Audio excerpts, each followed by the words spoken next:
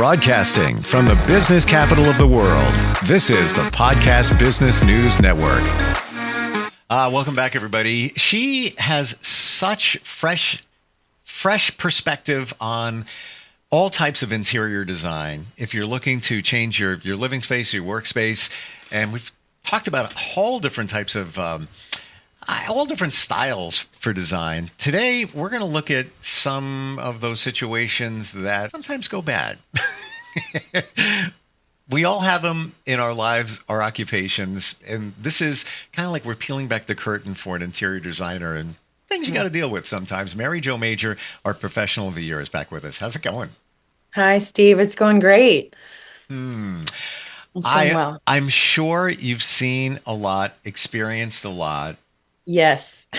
And this gets very personal when people are telling you what they want in terms of changing up their living space, and then you have to adhere to that. But along the way, I'm sure you've experienced some very interesting people, interesting situations, right? Yes. It's thankfully a lot of my, I guess you can call it the dirt, isn't necessarily related to clients, but more of just kind of how the sausage is made, how you actually get stuff to look good in the end. It's not always as easy as you might think. So yeah, I thought it'd be kind of fun to talk about, some trade tales of what kind of goes on behind the scenes that not everyone knows about. Kind of the stuff you see on TV, and when it comes to real life, you don't always know about it. But here's the difference. I'm the worst person to watch reality TV with because being in the broadcast industry forever, I always look at that and I'm like, it's not real. They reset it, they staged it, or they amped it up, and they're done that, all that. What we're talking about today is the real deal. That's the difference. Yes, it's the real deal. And as with everything, at some point you just have to laugh about it because it's just funny. I mean, there's a lot of things in life that you just have to laugh about how it went. The first story I was gonna talk about is, I live in DC, and most homes are these little kind of row homes, very urban row homes. And specifically on Capitol Hill, they aren't very wide, right? They're pretty narrow. And specifically, people more and more are trying to make their basements into like the second kind of living room space versus a guest room or even a playroom. They're really trying to maximize it. And so a few years ago, actually right as COVID was hitting, if I can't even believe that it was that long ago, I had designed this amazing sectional double chaise lounge. I mean, it was probably 13 feet wide and it came in pieces. So I was like, all right, this will be fine. And when the delivery guys showed up, they were like, this is not going to fit. It's not going to fit. And I remember, you have those moments when someone tells you stuff like that, and it's like this expensive piece of furniture, and you're like, it can't just sit out in the open in the air. You don't want it to get gross, but, we're not sure really what to do about it. Did you initially think that's impossible? that can't be. Well, I some part of my mind is like, you do this all the time. This is like, this isn't new for you to go to DC to make these deliveries. Y'all know how to magically make things go. Why are you even asking if it can work? And I will say that not every delivery service is the same, right? Everyone's kind of different in how they deliver things. But I remember I had the ending of the story is I had a design friend who had mentioned, I remembered in the back of my head something about this guy she knew that took furniture apart. And I didn't really believe it, but I was like, all right, well, this is all I got. So I remember I called him and I kind of explained, he's like, oh yeah, that's fine. And I was like, what do you mean that's fine? He's like, yeah, I can come and put it in. And so I was like, all right, well, what's your schedule? And so we coordinated. I think he came the next day and they had it. I think they could put it in their living room. I can't remember exactly what happened, but I told my client she wasn't allowed to look because I think it gets a little distressing to watch your furniture being ripped apart. But this guy literally took apart the frame. Like I'm talking like looks like he is ripping it apart, fit everything down and put it all back together. And you would never have known. Wow. I know it was crazy. And yeah, it's so funny because he had such his attitude. Like, of course I can do this. Why would you even question like my ability to do this? I was like, I'm sorry, I didn't. This is, somewhat of a new trick to me. So I even did it for a friend recently with a sleeper sofa. So, I mean, anything's possible, I guess. But yeah, that was yeah. So all these stories, by the way, they have a positive resolution. It's how we got there. You bring back memories like telling the client don't watch because you don't want to see. I was a fanatic about my lawn 2 houses back and Uh-huh. needed to run electrical line to the hot tub. And my Okay. friends were there helping me with it. And yeah, they're like, the only way to do it is we're going to cut up the lawn. We're going to chop the lawn part. And my best friend, he's like, you need to leave. He goes, you need to leave and now. Because I'm like, and if you do it right, you can't really tell. But I had to get out of there. I'm gonna go. I'm going to Chick-fil-A. We'll catch you later. We'll be back.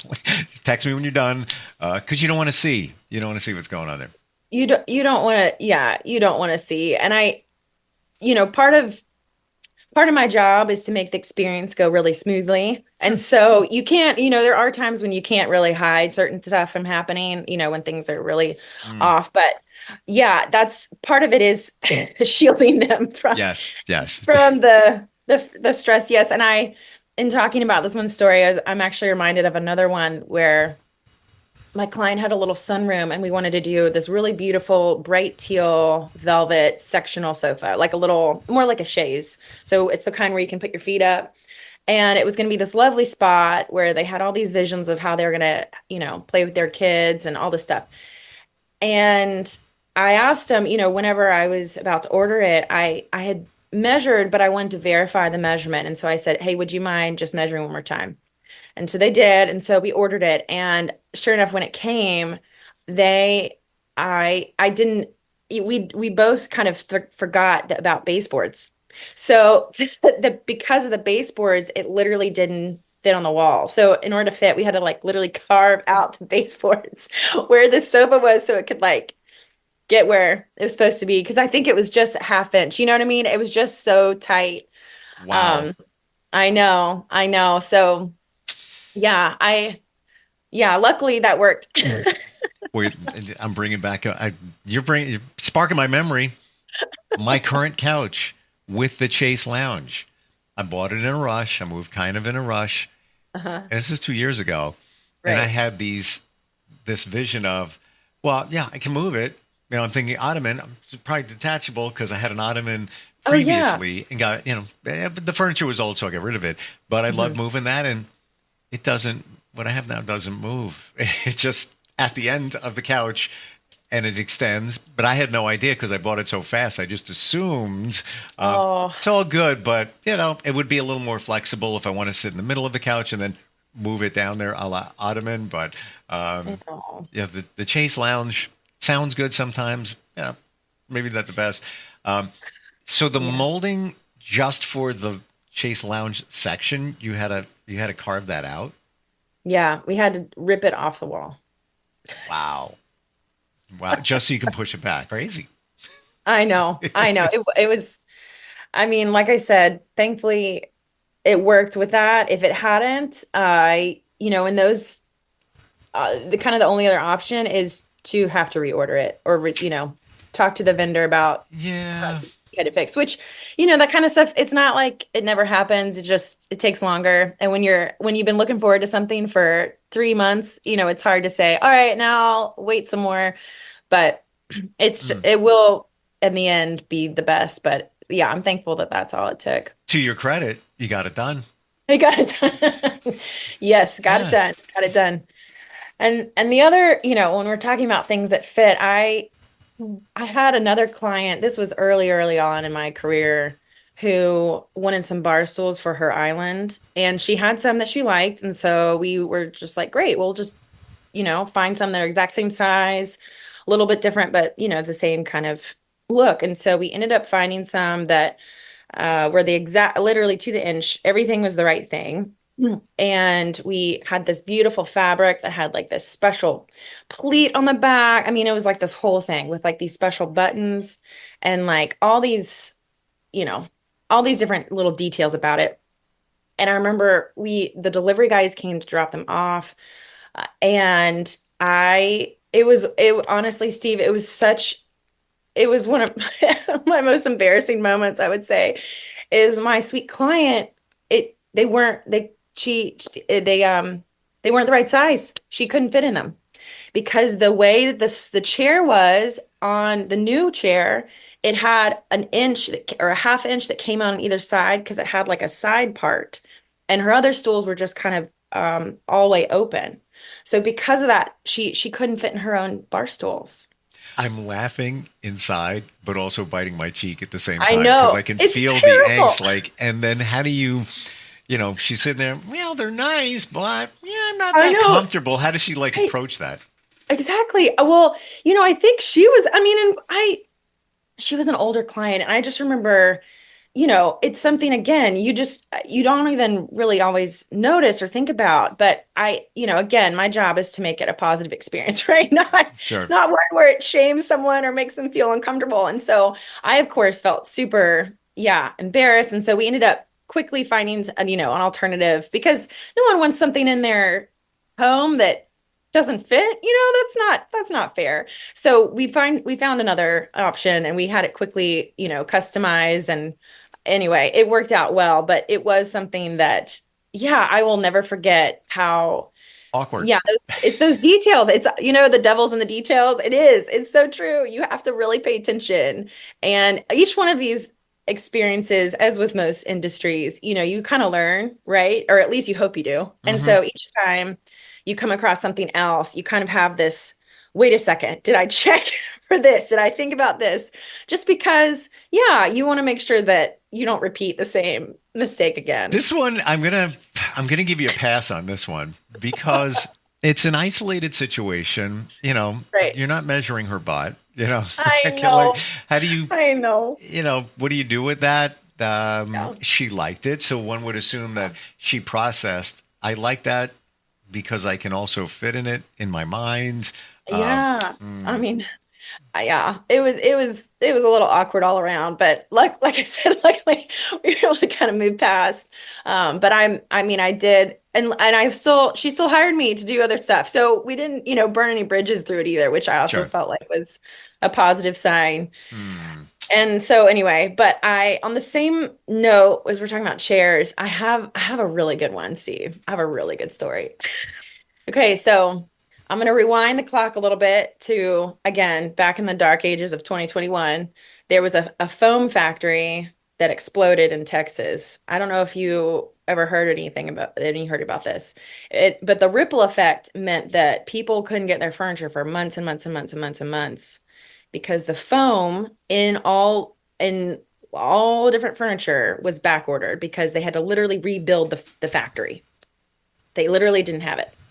So in that same time frame, and I can't actually take credit for this story. This is a colleague of mine, but it's too good. I had to share it.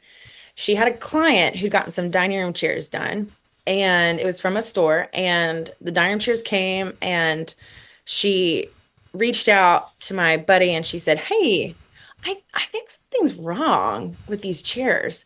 And my friend said, "No, I mean, you probably just have to get used to them, just kind of break them in a little bit." She's like, "I don't know." She's like, "They sound kind of crunchy." She was like, "Crunchy." So sure enough, she goes over and she tries to figure out what's going on. And I think they must have opened up they somehow were able to figure out what was going on. And inside was bubble wrap. It was plastic Wow. In place of foam. in place of foam. In place of foam. Brand new chairs, but they don't have stuffing. They have plastic inside. Wow. I know. I know. It's terrible. It's so funny. It's terrible. Well, aside from the fact that you're not getting what you really paid for, you paid for Right. the integrity of the foam, which is going to last forever. The bubble wrap. It is what it is. You know what it Yeah. is. Yeah. Yeah. Oh, Yeah. So they found that the company who had made them was just trying to get orders out the door because it had been delayed for so many Backlogged. months. Sure. And so I think people were just kind of desperate and started just shoving whatever they could into these furniture pieces to get them to go out. Oh my So gosh. isn't that bad? It's like I said, you know, that was a moment in time in the design industry that was super stressful for many reasons. But yeah, that I don't really, I don't know any other instance of that happening. Just think about how many I how know. many went out the door at that factory with bubble wrap. Maybe any of your listeners with crunchy chairs, maybe they Right. should You look might at want to check. right. You That's might want to crazy. check if you bought these chairs in 2021 if they sound a little weird. Yeah, so yes, and that so yeah, there's all kinds of funny stories. I think another funny story is I think I mentioned this maybe the one of the other times we were talking. I had an elderly client who wanted to paint their room and they ended up painting it. I think it was called like lime margarita or something, and it was like this terrible shade of green. But yeah, it was because their eyes thought that it was Well, like a lot lighter. when we talked about that last Yeah. time or a couple of podcasts back, it was a learning experience that when people age, they see differently. So Mhm. that crazy bright color that's on somebody's wall to them, it's not really that crazy and bright. And I had shared the last house I was in. They had just before they sold it, they had just painted it like a limey green and this hot pink, and they were so proud of it. And I look, in my mind, the moment I walked in, that'll be changing within the next 4 days, like guaranteed. And it did. It came in, just changed it all up. But I didn't know that. I didn't Yeah. that your eyes see differently as you get older. They do. They do. Wow. And stuff that's more subtle, it's harder, things that have more high contrast are better. So, yeah, Mm, you want, anyway, this is a little bit of a tangent, but yeah, you want specifically like in a kitchen to have a really distinct countertop from the rest of the cabinets. So, white on white is hard for them to see. So, having something that's dark with lighter cabinets or vice versa is gotcha. better. Have you ever encountered you're working with somebody Mhm. and wall gets opened or things change and then something is discovered?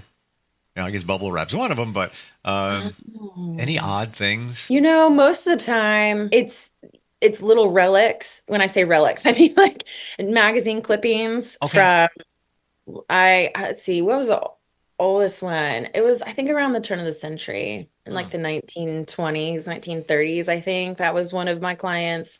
A lot of the times it's wallpaper. So if it's been an older home that's just been kind of just turned over and turned over and turned over, we'll yeah, we usually find some really good wallpaper. That's little little slice. In fact, I think I had one client that I think we saved it. I think we took it off and maybe we framed it or something. We did something with it to kind of memorialize it. So yeah, there is, with homes in the East Coast in particular, because they are a lot of the times really old, yeah, you do find some funny, yeah, just interesting things versus where I'm from originally, Texas. They don't usually have as much stuff in the Really? wall.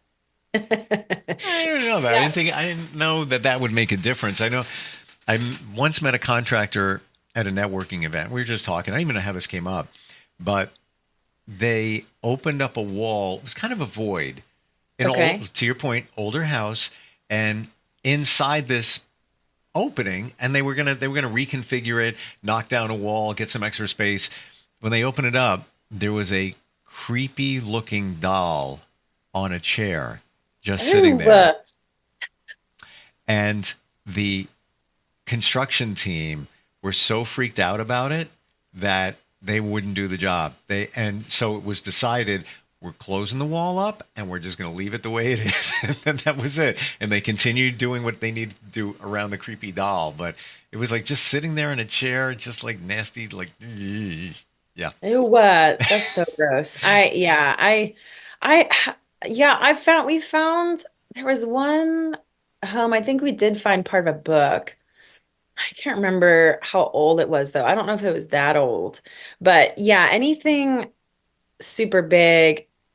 I haven't heard of a ton of stories. It's thankfully most of the time it's something positive, like, oh, look at these cool bricks we can Right. use in our patio that have like this cool date on them, or look at this cool piece of lumber we found we can make into the mantle on our fireplace, or Yeah. so like there's more, it's more of just this kind of fun discovery. Like, oh, look, we can, I don't know, like find even yeah, pieces. I mean, I think I had one client that used, I think what did we find?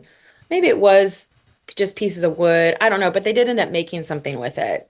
So, That is really yeah, cool when you think about it because it has meaning, yes. and you've kind of repurposed it. What about ever getting a delivery or paint and the color was just not what you were thinking, or the pattern was just not what you were thinking? Well, sometimes it's not as noticeable as you think. Well, there are two things that come up to mind. One is I had a sofa delivered a number of years ago that I had ordered. We'd waited, yeah, 4 months, I think, for it. Finally got installed, and it wasn't at all the right color. And I remember thinking, what happened? Why is this so off? And turns out when we were ordering it, the fabric was a linen fabric, which is kind of that thinner kind of fabric. Hmm. And so I guess when I had emailed my order, I'd said I wanted this linen color oyster. I'd said I want the linen oyster color. Well, whenever they had put in the actual manufacturer's order, there was a color. Get this, Steve. There was a color that was named linen that was made out of linen. So because it was the color linen, it was a different color than what I had specified, even though that was also the name of the fabric. Does that make sense? Yeah. It was like named after its own like properties. So the fabric, so it came in totally, totally wrong. So that was, yeah. So that's not like maybe I would say like the hugest surprise. Luckily, yeah, everything is fixable, but it was a little jarring. The other instance, though, I had a client that we recently painted everything. It was supposed to be all the same color. And I came in, I was like, oh, this is nice. And I was like, wait, this feels like a little dark. Is this how it's supposed to look? And sure enough, the code was it was the right name, but the code was like one number off or something. So they painted it like all like a dark gray instead of this green color. So I was like, oh, okay. And my client, she was so sweet. She was like, oh, I just thought it was a little dark. She wasn't even kind of aware that it was wrong. But yeah, we got it fixed. But yeah, that was, in fact, I just picked up that paint from her house because I was like, yeah, I don't think you'll need this gray color anymore. But it was, yeah, it was a funny kind of discovery. Yeah. Well, it just shows that you have details, like you just said, the details. One digit off in a code, and one would think that, is that going to really make that much of a difference? Right. Wow. Right. Yeah. Great stories. Like I feel I'm not going to forget the bar stool. Just not. It's just it's pretty unforgettable. Yeah, it's awkward. Just I know. awkward for you and the client, at the same time. Some people are good with it and says, yeah, my butt's not going to fit in that chair, but others may take offense to it. So I know.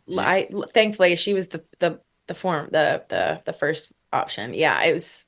I'm very thankful, and that's also when you have a good relationship with a client, that's when. That's also helpful because I think sure. that they know you have their best interest and you're not trying to just say, oh, no, it's fine. You'll deal with it. Yeah. No buts about it. Right. Best way to reach you, riseinteriors.co. Yes. riseinteriors.co.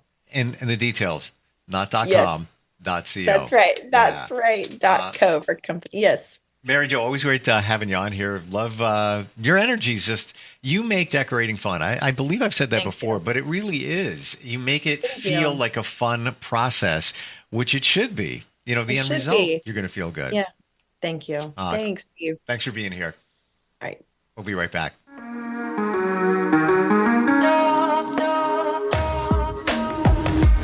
Broadcasting from the business capital of the world, this is the Podcast Business News Network. For nearly 2,000 severely injured veterans, everyday life has become filled with barriers. Day-to-day simple tasks can become pretty daunting. I have to carry my chair up 2 flights of steps or have somebody do it for me. What scares me the most is just the falling. When I'm struggling with my house, I think, to have that one great barrier just knocked down, it's crucial. Home for Our Troops is a wonderful nonprofit that builds a Mortgage-free, fully adaptive, handicap-accessible house. And there's no catch. It'll be our very first home that we've ever owned. This is a game changer. This is where your life begins again. We need you to join us in completing this important mission. Please visit hfotusa.org and help build homes and rebuild lives. Because of you, everything's going to be okay.